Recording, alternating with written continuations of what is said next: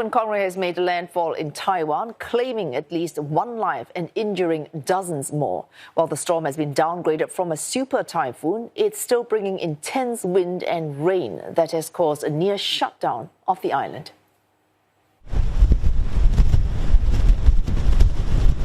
A whole island bracing for the biggest storm it's seen in decades. 10-meter waves lashing the east coast. And streets deserted as fierce winds toppled trees and electric posts. In at least one fatal instance, a tree crashed down on a vehicle. Typhoon Kong-rey, slightly weakened from being a super typhoon after pounding the Philippines, made landfall earlier today, bringing intense wind and rain to the east coast county of Taitung. Residents were hunkered down long before the storm hit. Schools and offices were shut, while hundreds of local and international flights and ferry services were grounded. Trading was also suspended, only the third time this has happened due to a storm since 2015. Close to 35,000 troops have been deployed for immediate relief operations. Some 100,000 homes have lost power. Around 8,600 have been evacuated from more vulnerable areas like Yilan, Hualien and Taitung. Weather officials say Kong-rey is at the same strength as Typhoon Kong-rey, the most powerful storm to hit the island in 8 years when it made landfall in July. But Kong-rey is the biggest to land since 1996, with a radius of 320 kilometers, almost big enough to engulf all of Taiwan. Conditions are expected to remain severe until early tomorrow. But the storm is forecast to weaken further as it moves northwest towards the Taiwan Strait.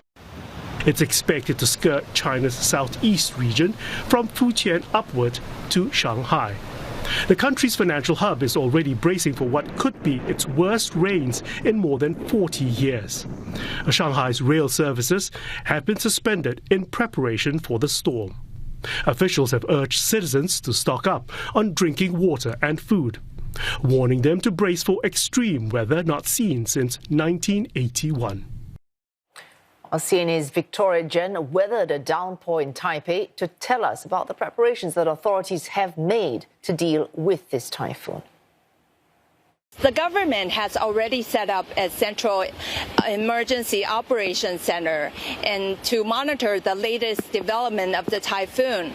President William Lai has earlier visited the center this morning and instructed local government to do their best to minimize the potential damage and casualties. Now, thousands of residents have already been evacuated to nearby shelters, and the Defense Ministry has ordered 36,000 soldiers to be on standby for search and rescue missions. More than 6,000 first responders have also been put on standby for any emergency calls. Now, many residents were seeing that they have put sandbags outside their homes to prevent flooding, and they also put up tapes on their glass windows because of the strong wind. Now, many people were also seen queuing at grocery stores, trying to stock up on their supplies, such as water and food.